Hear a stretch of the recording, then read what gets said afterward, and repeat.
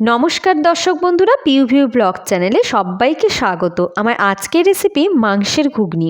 দুর্গাপুজোর পরে বিজয়া দশমীতে অনেকের বাড়িতেই এই মাংসের ঘুগনি বা কিমা ঘুগনি হয়ে থাকে। তাহলে চলো এবার রান্না শুরু করা যাক। কড়াইতে তেল গরম হয়ে গেছে, দিয়ে দিয়েছি তেজপাতা ফোড়ন এবং পাতলা পাতলা করে কেটে রাখা হাফ কাপ পেঁয়াজ কুচি।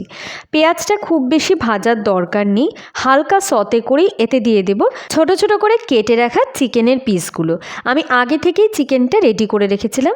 এবারে এখানে ছোট ছোট করে কেটে রাখা আলু চৌকো চৌকো করে সেটাও দিয়ে দিলাম। একসাথে সব ভালো করে ভাজা ভাজা করে নেব।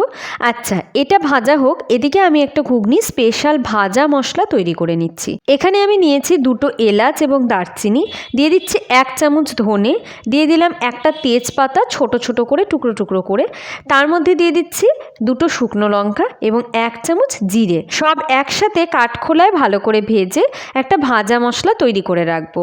এটা আমি এখানে পাটায় করে নিচ্ছি, তোমরা চাইলে কিন্তু মিক্সিতেও করে নিতে পারো। এবারে এদিকে এটা ভাজা হয়ে গেছে, এখানে দিয়ে দিচ্ছি 1 চামচ রসুন বাটা, 1 চামচ আদা বাটা, 1 চামচ পেঁয়াজ বাটা, কাঁচা লঙ্কা বাটাও দিয়ে দিচ্ছি হাফ চামচ, দিয়ে দিলাম টমেটো কুচি, একটা গোটা বড় টমেটো নিয়েছি, দিয়ে দিলাম হলুদ, পরিমাণ মতো লবণ। সব একসাথে মশলা ভালো করে কষিয়ে নেব যতক্ষণ না মশলার গা থেকে বেরিয়ে আসছে তেল। মশলাটা কষানো হচ্ছে। এখানে দর্শক বন্ধুদের একটি গুরুত্বপূর্ণ কথা জানিয়ে রাখি। দর্শক বন্ধুরা, আমার ভিডিও ভালো লাগলে চ্যানেল থেকে দেখে থাকলে চ্যানেলটিকে সাবস্ক্রাইব করে পাশে থাকা বেল বাটনটি প্রেস করে ভিডিওগুলিকে লাইক কমেন্ট শেয়ার করে, পেজ থেকে দেখে থাকলে একইভাবে পেজকে ফলো করে ভিডিওগুলিকে লাইক কমেন্ট শেয়ার করে সঙ্গে থাকার ছোট্ট একটি অনুরোধ রইল। এখানে আমি মাঝে ছোট চামচের 1 চামচ কাশ্মীরি রেড চিলি পাউডার কালারের জন্য অ্যাড করেছিলাম। দেখো মশলা ভালো করে কষে মশলার গা থেকে কিন্তু তেল বেরিয়ে এসেছে। এদিকে আগের দিন মটর ভিজিয়ে রেখেছিলাম, সেটাকে 3টে সিটি মেরে নিয়েছি। মটরের কোয়ালিটি যদি ভালো হয় তাহলে কিন্তু 3টে সিটিতেই এমন সুন্দর সেদ্ধ হয়ে যাবে। বলে রাখাই ভালো, এখানে কিন্তু মটরের কোয়ালিটির ওপরে নির্ভর করছে মটর সেদ্ধটা। অনেক সময় 4 থেকে 5টে সিটিও লাগে ভালো করে সেদ্ধ করতে। এতে আমি আলাদা করে কোনো ফুটিয়ে রাখা গরম জল অ্যাড করিনি, কারণ মটর সেদ্ধ করেছিলাম যেই জল, সেই জলটাই কিন্তু রেখে দিয়েছিলাম। সব সহই এখানে দিয়ে দিয়েছি।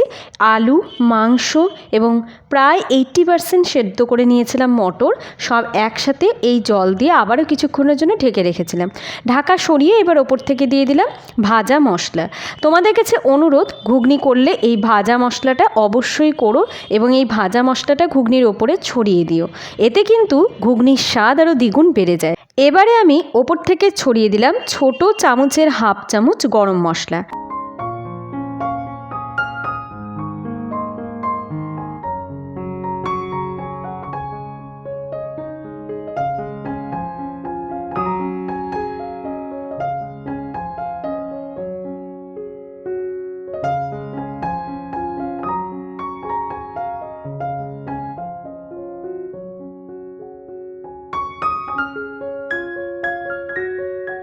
সকালের টিফিনে হোক বা সন্ধ্যের টিফিনে হোক, বৃষ্টির দিনে হোক বা এমনি দিনেই হোক, একদম দোকানের মতন এই সুস্বাদু ঘুগনি এবার বাড়িতেই কিন্তু তোমরা খুব সহজেই বানিয়ে নিতে পারবে।